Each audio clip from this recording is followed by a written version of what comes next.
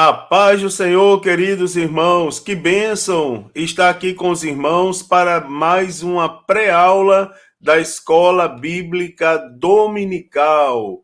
Hoje, queridos, a lição de número 12. Como o tempo está passando rápido, não é? Já a penúltima lição desse primeiro trimestre do ano de 2023. A lição 12 que tem por título Vivendo no Espírito. E para essa lição, o texto áureo está na carta do apóstolo Paulo à região da Galácia, né? Aos Gálatas, capítulo de número 5, versículo de número 22, onde diz: Mas o fruto do Espírito é amor, gozo, paz, longanimidade, benignidade, bondade, fé, mansidão e temperança.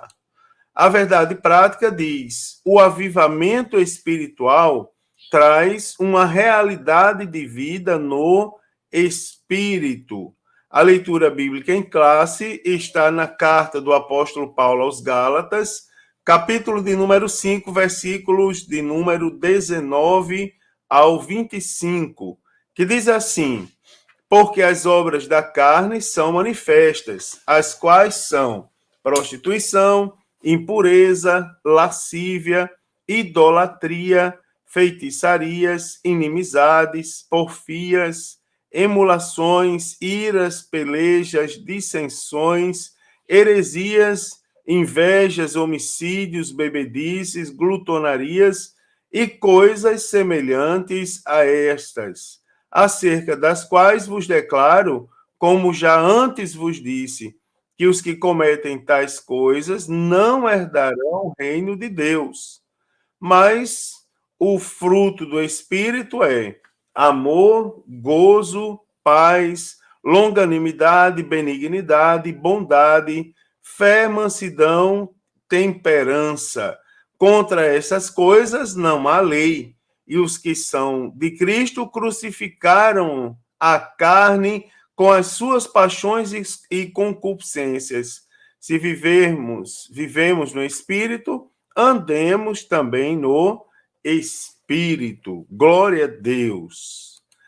Os objetivos da lição são, primeiro, destacar o que significa andar no Espírito e a sua importância para a condução da vida espiritual. Apontar os aspectos que envolvem o confronto entre a carne e o espírito e ressaltar os dons e o fruto do espírito como predicados essenciais para a vida e o caráter cristão. Queridos irmãos, como eu já falei para os irmãos lá na Verdade Prática, o avivamento espiritual, que é o assunto que nós estamos tratando esse trimestre, ele tem que trazer uma realidade de vida no espírito. Né? Aqui, interpretando essa frase, o avivamento espiritual precisa repercutir na vida de um crente, tá certo? Através do moldar do Espírito Santo. Ou seja, nós temos que ver no caráter de uma pessoa avivada, não é, os aspectos do avivamento, os aspectos de uma transformação que realmente ele sofreu através da atuação do Espírito Santo de Deus. Preste bem atenção à motivação da lição de hoje. O apóstolo Paulo destacou que há uma batalha incessante entre a carne e o espírito para que não façamos o que queremos. Não é? Você observa que essa é uma batalha que todos nós diariamente estamos enfrentando. Não é? E nós temos que tomar muito cuidado com essa batalha, muito cuidado. Lembremos que nós não vamos vencer sem o auxílio do Espírito Santo. Porém, há uma escolha a ser feita, não é? Nós vamos andar segundo a carne ou nós vamos pedir o auxílio do Espírito Santo e andar em conformidade com o Espírito Santo e no Espírito Santo e fazermos a vontade de Deus. Então, essa batalha espiritual, ela se mostra presente, queridos, nas ocasiões em que tentamos praticar a vontade de Deus, principalmente, não é? Quando vamos praticar a vontade de Deus. Porém, o mal do pecado está sempre presente para nos impedir, tá certo? Sempre que queremos fazer a vontade de Deus, o pecado tenta nos tirar da presença de Deus. Então, o apóstolo Paulo, ele conclui que somente a graça de Deus, não é? Mediante a ação do Espírito Santo na vida do crente, ela pode resultar na obediência a Deus. Então, é algo que nós temos que atentar, não é? Algo que nós temos que olhar, que levar a sério. Ou seja, precisamos da presença de Deus, né? Vamos meditar um pouco sobre o que precisa ser feito, né? Para nutrir uma vida espiritual no Espírito Santo de Deus e longe do pecado. Por sinal, a gente já pode começar a pensar nisso, levando em consideração que somos pessoas avivadas, que somos crentes avivados. Se somos avivados, o nosso caráter é moldado.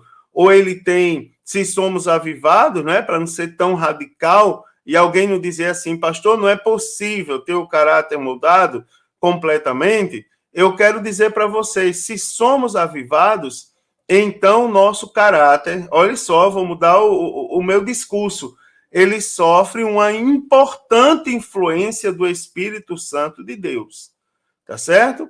Então, a pergunta que eu vou fazer é, a santificação, ela tem sido alvo principal na sua nova vida em Cristo? Ou será que nós estamos negligenciando esse compromisso, né, irmãos? Ou será que essa negligência ela tem sido algo do cotidiano? Ou seja, estamos negando constantemente, não é, o agir, a nossa responsabilidade, a nossa obrigação até para com Deus, que é fazer as escolhas em conformidade com o Espírito Santo dele. Então, queridos, dando início aqui à lição propriamente dita, o que é que nós temos agora?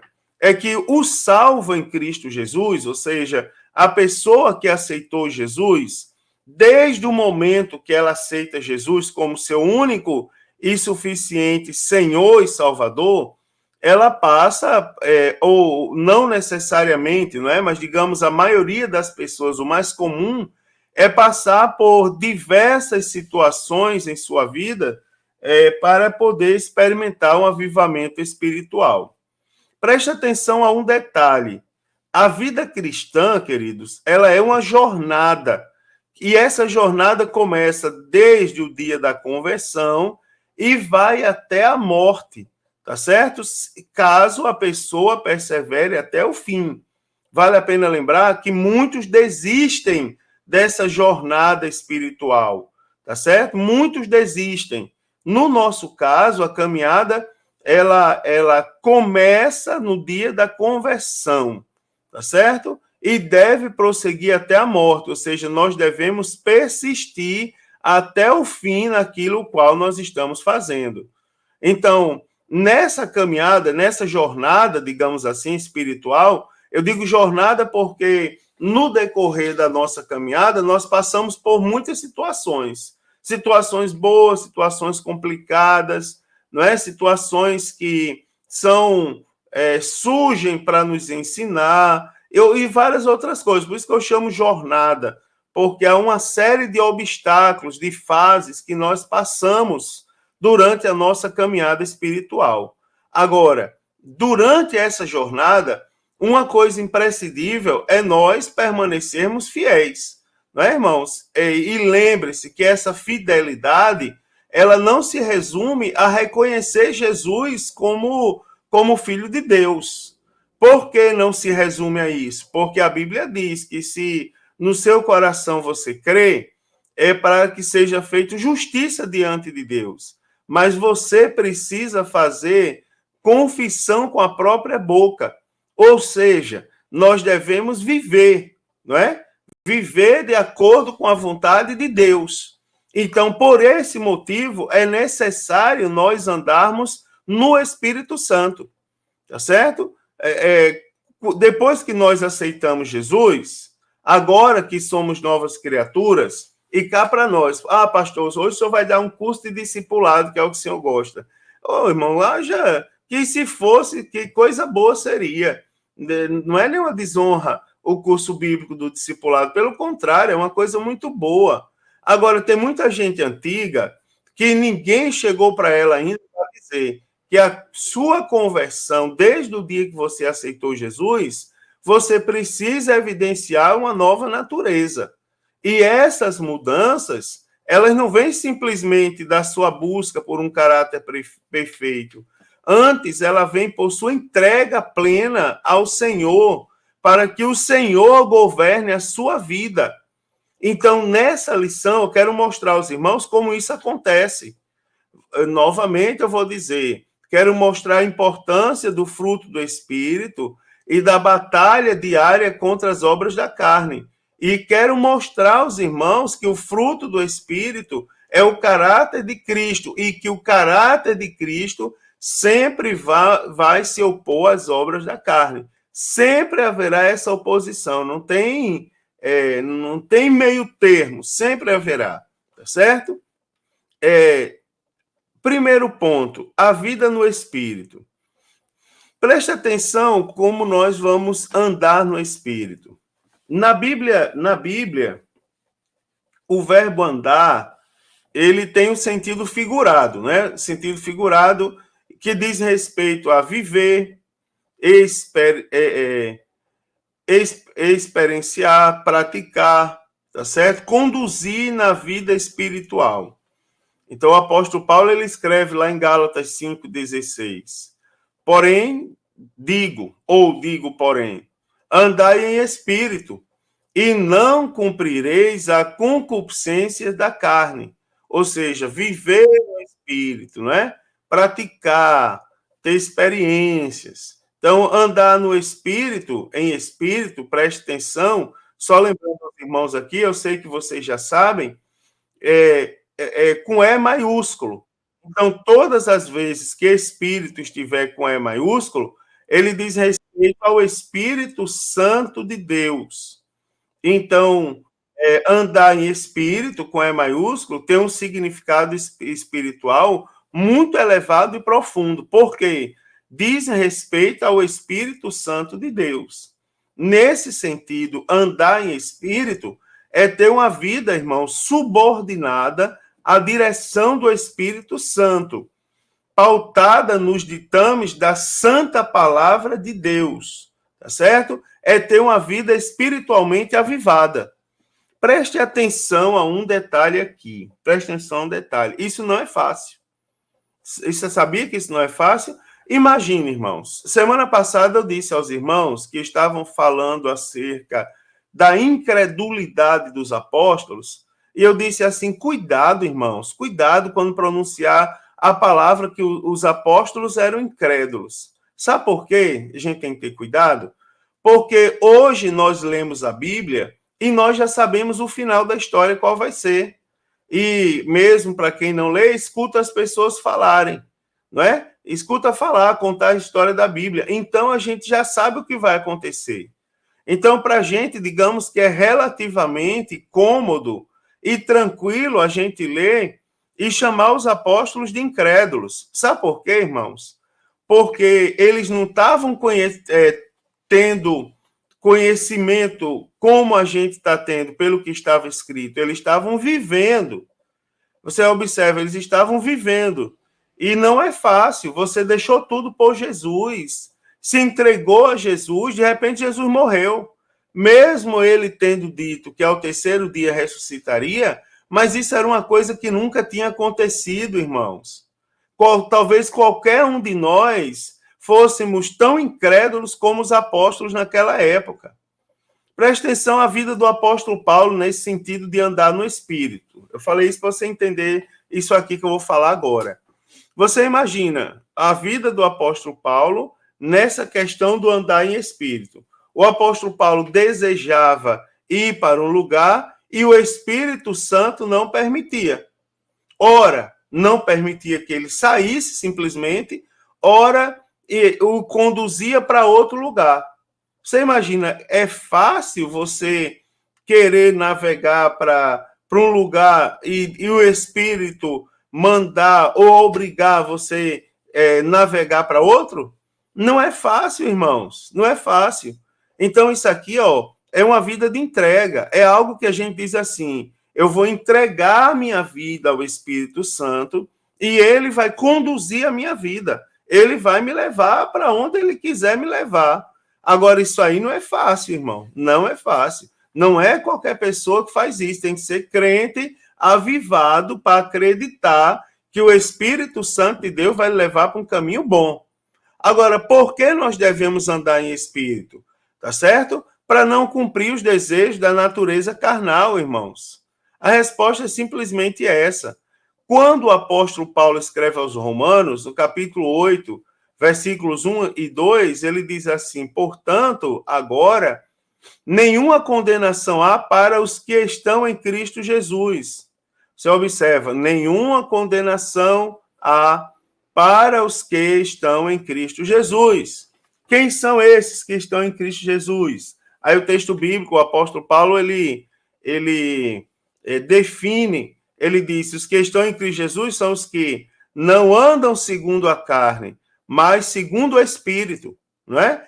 Então, esses que não andam segundo a carne, mas agora andam segundo o Espírito, para esses nenhuma condenação existe. Não é porque a lei do Espírito de vida em Cristo Jesus me livrou da lei do pecado e da morte. Então, por esse motivo, andando no Espírito, o salvo, não é? Ou seja, aquele que aceitou Jesus, aquele que é crente, não é? Ele tem vitória sobre o império do pecado e da morte. Tá certo? Oh, glória a Deus, né? Que coisa maravilhosa. Agora, que nós já sabemos o que é andar em espírito e por que andar em espírito, nós podemos refletir sobre como andar em espírito. Como eu já disse aos irmãos, não é fácil. Primeiro, porque nós não estamos preparados, nenhum de nós, não estamos preparados, na maioria das vezes, para sermos contrariados. Contrariados por ninguém. Imagine contrariado por alguém que você não vê, que é o Espírito Santo. Outra situação é a inclinação da natureza carnal, não é? Que é a herança dos nossos primeiros pais. Então, inerente a todos os seres humanos. Então, isso faz que todos nós sempre busquemos coisas que não agradam a Deus. Aquele negócio, vamos lá, vamos lembrar dos novos convertidos. Na época que a gente aceitou Jesus, quando não éramos crentes, nós falávamos qualquer coisa, chamávamos qualquer palavrão, íamos para qualquer lugar, participávamos de qualquer coisa e não trazia efeito nenhum. Agora que somos crentes em Jesus, as coisas mudaram. Chama um palavrão para ver se você não fica incomodado. Faça uma coisa errada para ver se você não fica incomodado. Enquanto não se consertar, não fica em paz. É o Espírito Santo de Deus, porque ele agora habita em nosso coração. Se ele se entristece, a gente se entristece. Se ele se alegra, a gente se alegra. Né, irmãos? Então, quando as pessoas aceitam Jesus Cristo, eles se tornam novas criaturas, não é? Pelo processo salvífico do Novo Testamento.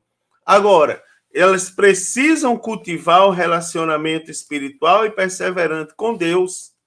Então, para o crente andar em espírito, é preciso ele ter o Espírito Santo. É preciso ser guiado pelo Espírito. E é preciso também ele ser cheio do Espírito Santo. Então, você observa, não é uma tarefa fácil, mas é possível. Tá certo? E se nós buscarmos, nós vamos sentir o glorioso efeito de andar com Jesus Cristo. Aleluia! Tendo como guia nada mais, nada menos do que o Espírito Santo de Deus. Agora eu quero falar um pouco sobre o confronto entre a carne e o espírito. Em termos espirituais, queridos, a maior luta, tá certo, da vida é a maior luta da vida do crente salvo. maior luta. A carne contendendo contra o espírito. Então, a natureza carnal que foi herdada de Adão, ela é alimentada pela concupiscência da carne, tá certo? Ela se inclina para as estruturas pecaminosas criadas pelo diabo, não é? Com o objetivo de afastar os seres humanos para longe de Deus. Você observa, quanto mais próximo eu estou do pecado, mais longe eu estou de Deus. Isso é diretamente proporcional. Significa que quanto mais perto de Deus, também eu estou mais longe do pecado, não é? Então, 1 João, capítulo 2, versículos 15 e 16, diz assim, ó: não ameis o mundo, nem o que no mundo existe. Se alguém ama o mundo, o amor do Pai não está nele. Olha como é forte.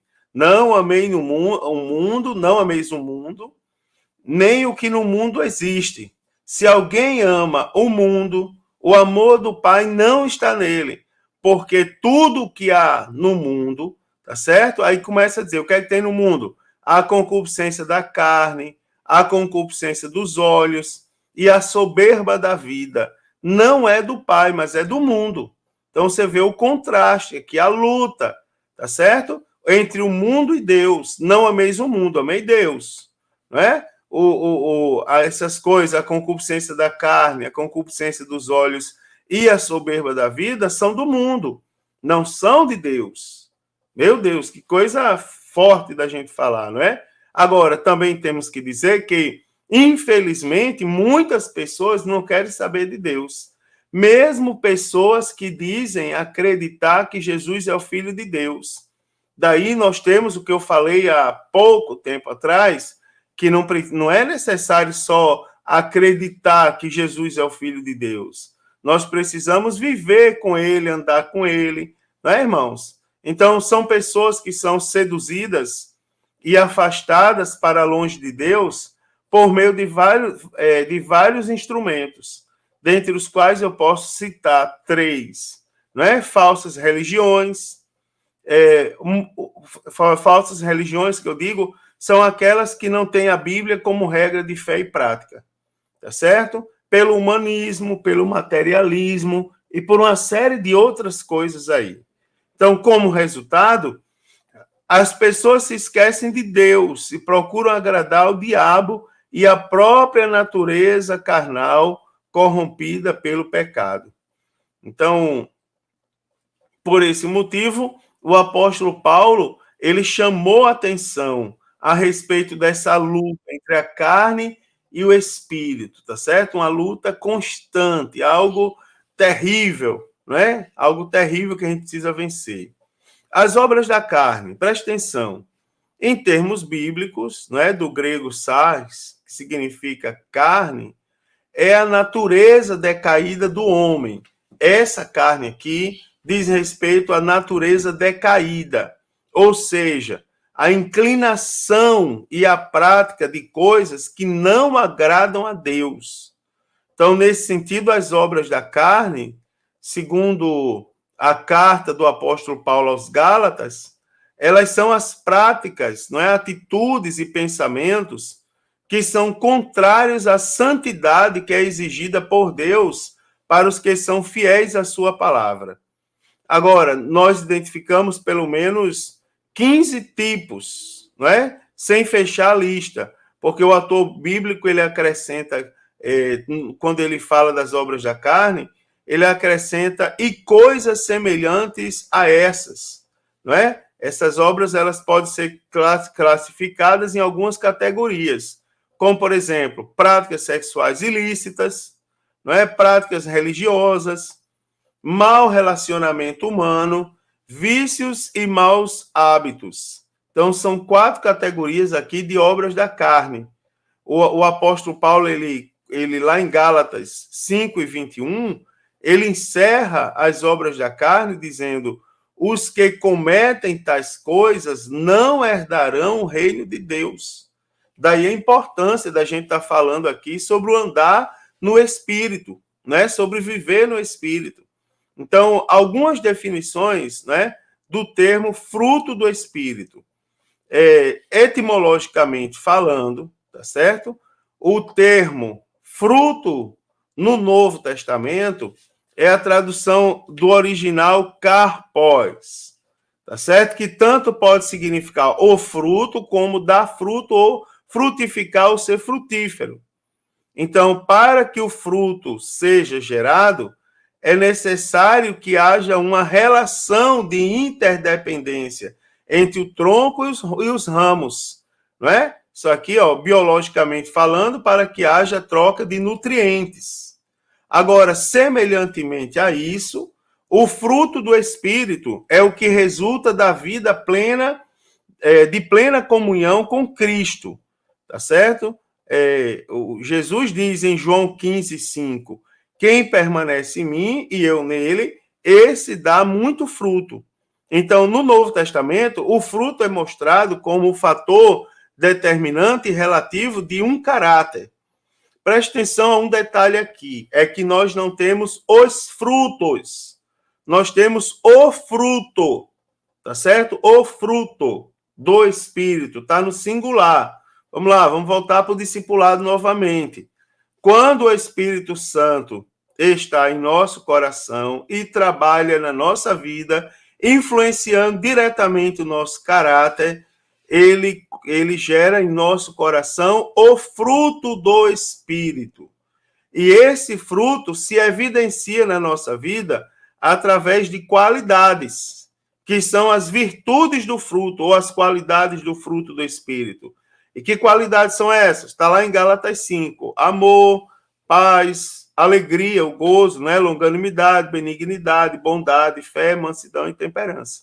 Tá certo? São as qualidades do fruto.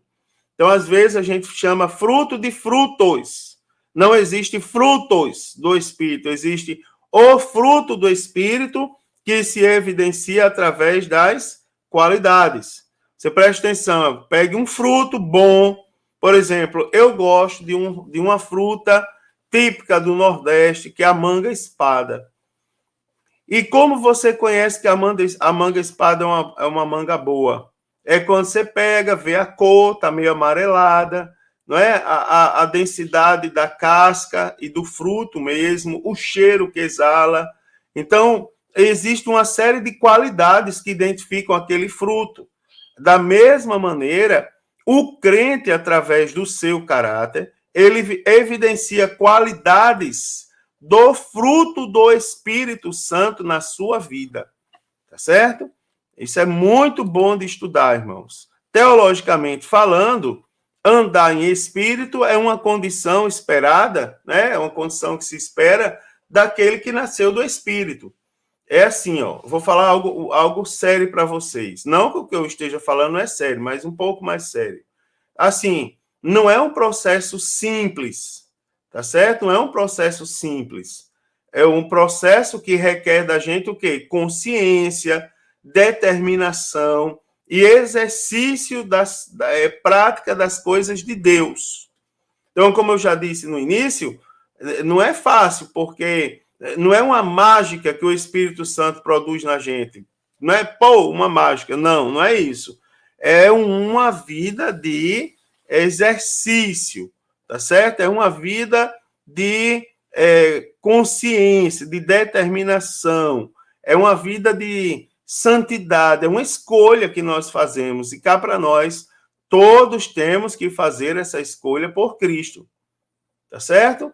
Também é uma troca de vida, não é? Para a qual é necessário total dedicação. E o que é que inclui no exercício dessa dedicação? Inclui a prática da oração, da vigilância, do aprendizado da palavra de Deus, da comunhão cristã, da adoração, do testemunho de vida e santificação. Então, o cultivo de uma vida no Espírito Santo, ela requer resignação, tá certo, irmãos? É uma vida de práticas, é uma vida de dedicação. Então, não é um processo fácil, mas acredite, quando nós escolhemos, não é? É um processo, nós experimentamos, digamos assim, algo glorioso, tá certo? E é o que se espera de todo salvo, é que ele faça essa escolha, tá certo? Que ele viva no Espírito. Alguma aplicação das definições, presta atenção. O fruto do Espírito ele é especificado na Bíblia Sagrada como sendo um só. E uma comparação pode ser o quê? Comparar com fruto, como eu fiz com a manga, não é? Mas vamos supor pegar algo mais simples, que todo mundo conhece. Nem todo mundo conhece manga e espada. Então, pegar uma laranja, que é o fruto com vários gomos. Então, na epístola do apóstolo Paulo, apresenta evidências, não é? Apresenta ali as evidentes marcas daqueles que experimentam o novo nascimento. Então, você imagina uma laranja e seus gomos. Pronto, ali você tem o fruto e você não tem pedaços do fruto, você tem as qualidades do fruto. Tá certo? Então, aqueles que se deixam dominar pelo Espírito Santo, eles dão o fruto do Espírito. Então, é um conjunto de virtudes, 9 no total, aliás, que autenticam a vida daquele que nasceu de novo, daquele que foi gerado novamente, ou seja, do regenerado. Então, o apóstolo Paulo, em Gálatas 22 e 23, 5, 22 e 23, ele deixa claro, ele diz, mas o fruto do Espírito é. Aí ele declara o que é. Agora você vê o fruto do Espírito, ou seja, como se vê o fruto do Espírito. Aí ele começa a dizer, se vê pelo amor, pela alegria, pela paz, pela longanimidade, benignidade, bondade, fidelidade, mansidão, domínio próprio. Não é? Então, contra essas coisas, não existe lei. Elas são produzidas pelo Espírito, tá certo? E é uma vida de comunhão, não é uma fórmula secreta, tá certo? Para a gente seguir. Vamos lá, vamos continuar. Então, o avivamento pelo fruto do Espírito. Preste atenção. Primeiro, o fruto do Espírito. Dons e fruto do Espírito, indiscutivelmente, são características, digamos, essenciais para a vida e para o caráter cristão. Tá certo? Nesse sentido, o uso dos dons espirituais sem a prática do Espírito pode ser apenas uma demonstração de egoísmo e exibicionismo. Você imagina, a pessoa vive vive evidenciando, exibindo dons, mas não tem o caráter moldado, tá certo? Então, guarde essa questão, essa comparação aí. Então, você observa que dons sem a prática do fruto, sem o fruto do Espírito, ou seja, dons sem o caráter moldado, pode ser apenas uma demonstração de egoísmo ou exibicionismo. Nem todos os cristãos, eles são portadores da graça dos dons. Preste bem atenção, isso é interessante, tá certo? Por quê? Eu vou falar para você, o dom, ele não é dado, o dom espiritual, nós aprendemos, ele não é dado para ninguém, ele é concedido, tá certo? É concedido. Isso aqui é algo que a gente deve guardar também. Lembre-se, o dom não é dado, ele é concedido. Vou dar um exemplo para vocês. Os dons de cura é o único dos dons que aparece, dos dons espirituais, que aparece no plural. Os dons não é o dom de cura, são os dons de cura. Daí você vai observar que ninguém é possuidor dos dons de cura. Deus usa em momento específico. Os objetivos são o nome do Senhor ser glorificado, a igreja ser edificada, a palavra ser confirmada. Tá certo? Tem objetivos ali na concessão dos dons. Então, você pode pegar alguém que foi usado para operar uma cura durante o culto, mas essa pessoa, ela não é capaz de ir no hospital e curar todos os enfermos. Por quê? Porque não é algo dado, é algo concedido. Então, nem todos os cristãos, eles são portadores dos dons, tá certo? Mas todos os cristãos, eles têm a obrigação de experimentar e testemunhar o fruto do Espírito em sua vida. Ou seja, todos têm, não é, irmãos, todos têm obrigação de, não é, ter o caráter moldado, de se entregar ao Espírito Santo para que ele molde o caráter. Então, o cristão ele não pode dar bom testemunho sem a unidade do fruto do Espírito. Ele não pode ter amor sem ter fé. Ele não pode ter gozo, que é alegria, sem benignidade, bondade ou temperança. Tá certo? Então, um aspecto do fruto não pode ser dissociado do outro. Então, por isso que se usa, nesse caso, o exemplo da laranja. Tá certo? Existem vários gomos, existem várias qualidades, mas todos pertencem ao mesmo fruto. Não é? Todos pertencem ao mesmo fruto. Aqui eu vou falar um pouco sobre os 9 aspectos ou as 9 virtudes do fruto do Espírito. Então, vamos lá. Primeiro, o amor. Então, na Bíblia, o amor ou a caridade é mais que filantropia, tá certo? Aqui eu estou falando do amor ágape, o amor de Deus no coração do homem. Esse amor é aquele amor que quer trazer as pessoas para perto de Deus. Eu vou dar um exemplo de uma pessoa, não vou dar exemplo para todos, senão vai se estender muito a aula. Mas você pode fazer isso na sala de aula com seus alunos. Quer ver? Um exemplo do amor como fruto do Espírito. O amor de Deus como fruto do Espírito em nós, que é o amor ágape. É aquele amor que, quando as pessoas olham para você, elas sentem vontade de se aproximar de Deus. É aquele amor que aproxima de Deus, entendeu? O gozo, o que é gozo? É alegria, é a mesma coisa que alegria. É alegria produzida pelo Espírito Santo. Paz, né? Eirene, tá certo? Do grego. Paz. É a paz de Deus que excede todo entendimento. Longanimidade é a paciência, né, irmãos? Para suportar a diversidade e os defeitos do outro. A benignidade é a qualidade de quem é benigno, bondoso, complacente, perdoador. Bondade refere-se, como o próprio nome diz, àquele que é bom. Fé não é também a fé natural, é a fé produzida pelo Espírito Santo no coração dos que creem em Deus conforme as Escrituras. Certo? A mansidão diz respeito àquele que é manso, né? Sinônimo de brandura, de gênio afável, sossegado, dócil.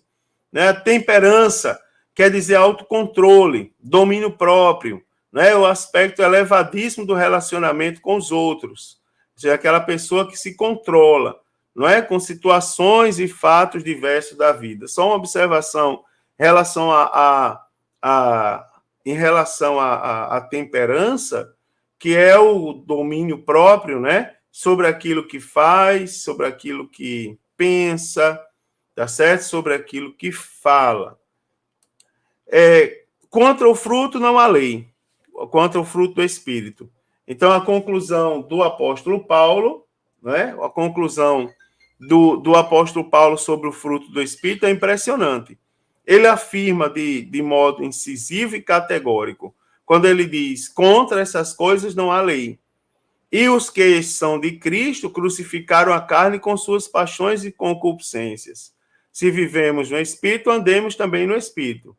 Não é? Então, que Deus nos ajude, irmãos, a cultivar o fruto do Espírito em nossa vida. Como eu já disse aos irmãos, o fruto não há lei, porque o fruto não existe uma fórmula secreta. Se eu fizer assim, eu vou alcançar isso. Nem sempre, tá certo? Nós precisamos nos aproximar de Deus. Você pega uma casa cheia de filhos. Para cada filho há um trato, há um manejo. Não é? Eu sou pastor de igreja. Para cada pessoa que eu cuido, tem um aspecto que eu preciso cuidar, um aspecto que eu preciso observar mais. Então, nesse caso aí, é onde eu tenho diz respeito também à nossa relação com Deus. Cada um, a Bíblia é o nosso, digamos, o nosso direcionamento. mas cada um tem a sua própria experiência, tá certo? Tem a sua própria, digamos, sua própria vida com Deus, né? Lembrando que a base é a palavra de Deus. Então, os dons espirituais, eles só têm valor se forem acompanhados pelo fruto, tá certo? Então, isso é viver na plenitude do Espírito, não é? Isso é ter uma vida verdadeiramente avivada.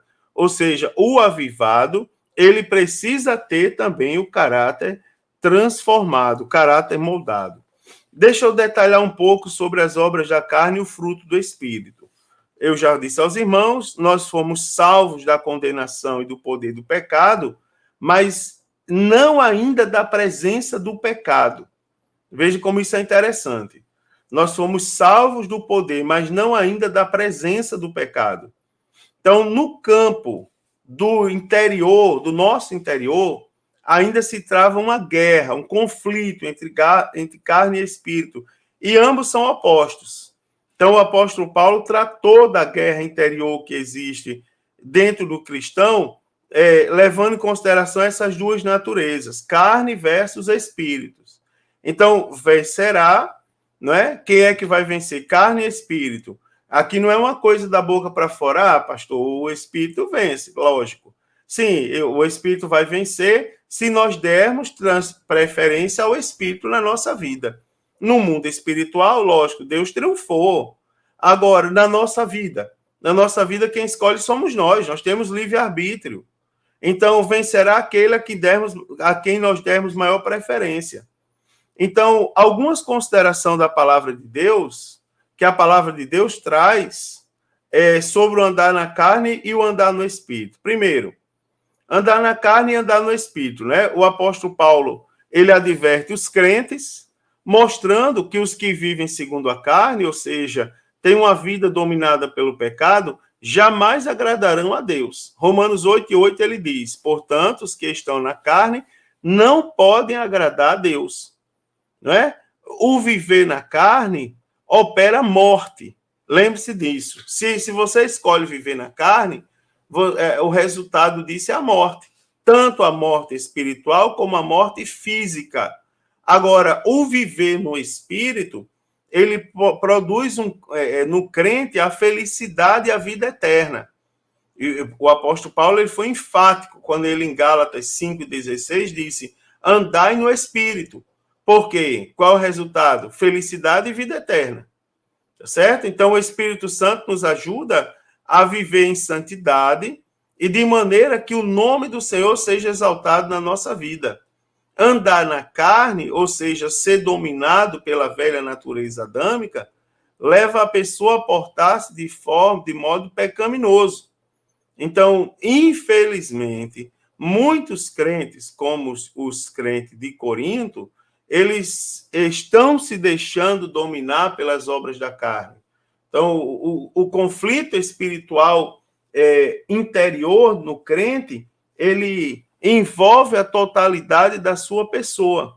Esse conflito, queridos, ele vai resultar ou numa completa submissão às más inclinações da carne, o que significa voltar ao domínio do pecado, ou numa plena submissão à vontade do Espírito Santo, não é? Continuando crente sobre o senhorio de Cristo. Então, o campo de batalha está no próprio cristão. Conflito continuará por toda a vida eterna, visto que o crente, aliás, me perdoe, deixa eu corrigir minha frase aqui. O conflito, ele vai continuar, não é na vida eterna, é na vida terrena, tá certo? Conflito vai continuar enquanto estivermos nesse mundo. Então, visto que o crente, por fim, ele vai reinar com Cristo, não é? Somente quando estivermos com Cristo estaremos livres disso. As obras da carne é um contraste, não é? Em viver no Espírito. Então, é o contraste entre o modo de vida do crente cheio do Espírito Santo e aquele controlado pela natureza humana pecaminosa. Só lembrando aos irmãos que carne aqui diz respeito à natureza pecaminosa e também os seus desejos corruptos, não é? O qual continua no cristão após a conversão. E essa luta, não é, irmão? Por que não lembrar os irmãos que é o principal inimigo, não é? O inimigo mortal de todo crente que está em Cristo. Então, aqueles que praticam as obras da carne não poderão herdar o reino de Deus. Está em risco a salvação, tá certo? Essa natureza carnal, ela precisa ser resistida e mortificada numa guerra espiritual contínua. Todos os dias nós precisamos vencer isso, tá certo? Através do poder do Espírito Santo. O apóstolo Paulo, ele diz assim, ó, que as obras da carne são manifestas, né? A palavra traduzida por conhecidas significa claro e manifesto. Então, a carne, o Stott, ele diz assim, que a carne propriamente dita, ou seja, a natureza pecaminosa, ela é secreta e invisível, mas as obras, as suas obras, as palavras e atos pelos quais se manifesta são públicos e evidentes. Então, por mais que alguém tente negar a pecaminosidade do homem, as obras da carne sempre vão evidenciar a sua existência. Lembra do corinho das crianças? Cuidado, mãozinha no que pega, cuidado, olhinho no que vê, né? Cuidado, pezinho onde pisa, não é, irmãos? Então, digamos que isso aí são as evidências que demonstram que há, ou seja, que existem obras da carne. Então, existem várias listas semelhantes ao que o apóstolo Paulo fez em Gálatas. Nós achamos também em Romanos, em 1ª e 2ª Coríntios, em Efésios, em Colossenses, em 1ª Tessalonicenses, 1ª Timóteo e 2ª Timóteo, também em Tito. Né? Então, são várias listas, aí tenho as referências, os irmãos podem conferir depois. Então, essa lista, que é, embora extensa, ela não é exaustiva, tá certo? Uma vez que o apóstolo Paulo, ele diz assim, ó, e coisas semelhantes a essas, tá certo? Então, tem muita coisa para aprender. Vamos ver como viver uma vida controlada pelo Espírito. Irmãos, o Espírito, o fruto do Espírito, ele desenvolve no crente o caráter semelhante ao caráter de Cristo, né? Que vai refletir a imagem da pessoa de Cristo e a santa natureza de Deus. Então, o fruto do Espírito são os hábitos, né? E princípios misericordiosos que o Espírito Santo produz em nós, nos crentes salvos. Esses hábitos e princípios, eles são resultados de uma vida em comunhão com Deus. Depois de liberto pelo pecado, precisamos desenvolver o fruto do Espírito. Não é? O ensino de Jesus acerca da videira verdadeira mostra que não pode haver um indivíduo que seja salvo e não produz fruto. Não é? Ele diz, toda a vara que não produz, ela vai ser tirada. Então, o que acontece com a vida controlada pelo Espírito Santo? Primeiro, é uma vida frutífera, não é? Então, quando o crente salvo não se submete ao Espírito Santo, ele vai ceder naturalmente aos desejos da carne. E tem muita gente que reconhece Jesus, mas está aprisionado por não reconhecer que precisa, por não querer deixar os prazeres da carne. Tá certo? O contrário disso é, se permitirmos que ele controle nossa vida, nós seremos solo fértil, onde o fruto será produzido. Então, mediante o Espírito, nós conseguimos vencer os desejos da carne e viver uma vida frutífera. Então, para mostrar o quanto é acentuado o contraste entre as obras da carne e o fruto do Espírito, o apóstolo Paulo, quando escreve sua carta aos Gálatas, ele mostrou no próprio, no mesmo capítulo, né, lá em Gálatas capítulo 5. Então, desde que o Espírito Santo dirige e influencia a vida de um crente, o fruto naturalmente vai se manifestar nele. Né? Da mesma maneira acontece ao ímpio, cuja natureza pecaminosa é quem governa, e a palavra de Deus é absoluta ao declarar que os que cometem tais coisas não herdarão o reino de Deus. Então, essas obras da carne são características dos que vivem em pecado. Também o que vive no Espírito, ele tem uma vida de maturidade e equilíbrio, né, irmãos? A palavra de Deus, ela afirma que o crente é recompensado ao doar toda a liberdade ao Espírito Santo para produzir em seu interior as qualidades de Cristo. Em no capítulo 1 de 2 Pedro, trata da necessidade do crente desenvolver as dimensões espirituais da vida. Então, com esse crescimento, vem a maturidade e a estabilidade, não é? Fundamentais para uma vida vitoriosa sobre a velha natureza, não é? Pecaminosa do homem. Também, os que andam em espírito têm uma vida com os dons espirituais junto ao fruto do Espírito. Não é? Como eu já disse, os dons e o fruto devem caminhar juntos para que a igreja seja identificada e o nome do Senhor verdadeiramente glorificado. Não é? Uma árvore, ela é identificada e conhecida mediante os frutos. Na dúvida, vamos ver os frutos. Não é? Então, só viremos a aferir a espiritualidade de um crente através das suas obras que são realizadas mediante o fruto do Espírito e não apenas pelos dons espirituais, tá certo? Não se engane com milagre. Precisa haver a presença do fruto do Espírito Santo e as suas virtudes. Os dons, né, irmãos, estão relacionados ao que fazemos para Deus. O fruto está relacionado ao que Deus, através do Espírito, realiza em nós, tá certo? Moldando-nos o caráter de acordo com a entrega do nosso interior, não é? Ou do nosso inteiro ser a Ele, em conformidade com todas as demais demandas de sua palavra. E, para terminar, eu quero falar um pouco sobre o fruto do Espírito e sobre o testemunho cristão, tá certo? Então, eu já falei para os irmãos exaustivamente que o fruto do Espírito, ele aparece quando deixamos Jesus agir em nossa vida. Nós não vamos ser bons por nós mesmos, nós não vamos desenvolver o amor de Deus por nós mesmos. Nós precisamos do Espírito Santo, senão a gente não sobrevive, tá certo? Então, através do Espírito Santo, o caráter de Cristo é novamente formado no homem. Lembre-se que o pecado, ele afetou consideravelmente esse caráter, não é? Ele afetou consideravelmente a imagem de Deus em nós e nos levou a produzir as obras da carne.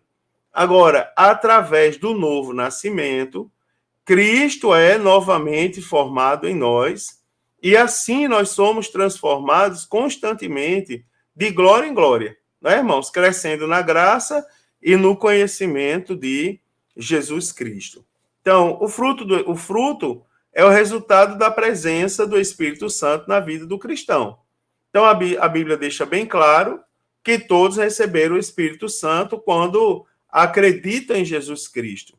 Né? Um dos propósitos principais do Espírito Santo é entrar, digamos assim, em definitivo na vida de um cristão e transformar aquela vida, tá certo? É a tarefa do Espírito Santo conformarmos, né? Conformarmos a imagem de Cristo, fazendo-nos mais e mais semelhante a Ele.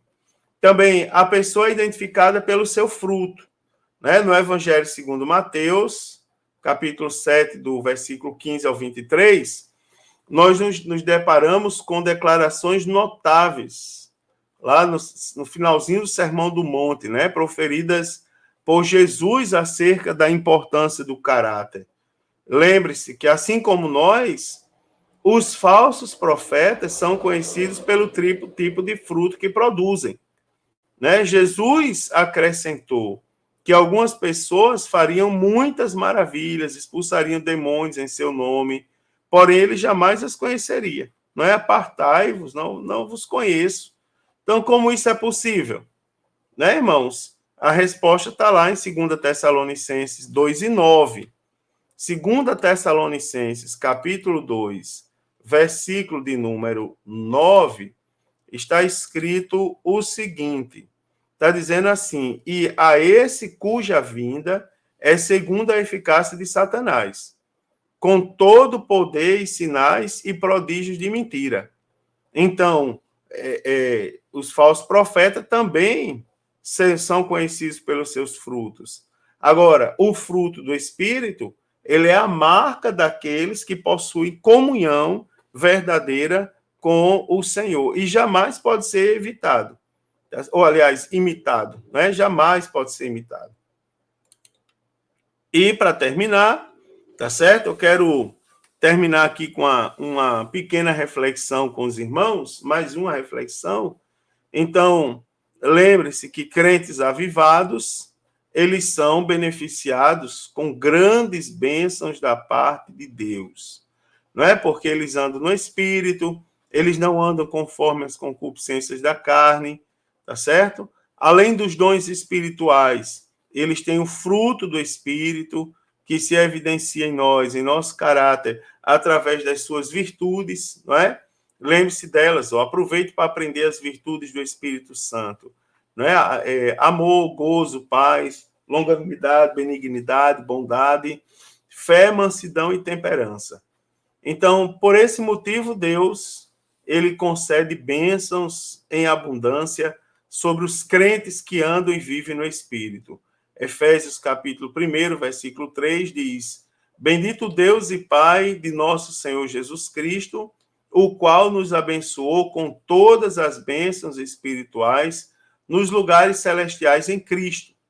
Então, se entregarmos todo o controle da nossa vida ao Espírito Santo, ele infalivelmente, ou seja, ele não vai falhar, ele vai produzir o seu fruto em nós, através de uma ação contínua e abundante. Né, irmãos? Lembre-se que a gente precisa decidir e decidir todos os dias.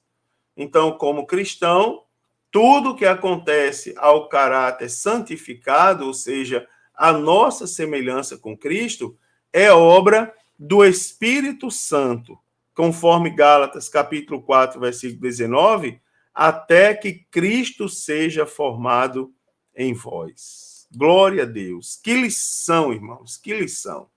Que lição, que conteúdo, não é? Como tem coisa para falar nessa lição. Como tem pontos a serem observados nessa lição. Irmãos, leia a Bíblia, procure mais subsídios, enriqueça sua aula e lembre-se, uma dica aqui aos professores, depois eu dou aos alunos, lembre-se que a sua aula tem um tempo determinado. No meu caso, eu tenho 1 hora para dar aula todo domingo. Então, minha aula é preparada para 1 hora. Se você observar, deu aproximadamente aí 1 hora a minha aula. Então, você se programe. Se na sua igreja só dá meia hora, programe-se para meia hora. Tá certo? 40 minutos, programe-se para 40 minutos. De maneira que você possa falar a introdução, o conteúdo da lição e a conclusão em 40 minutos, no tempo que lhe é determinado. Isso é muito importante. Pense nisso e a sua aula vai ser uma bênção.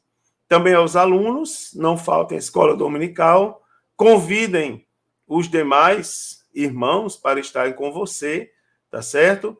E eu desejo a todos uma excelente aula na presença do Senhor Jesus. Uma excelente escola dominical.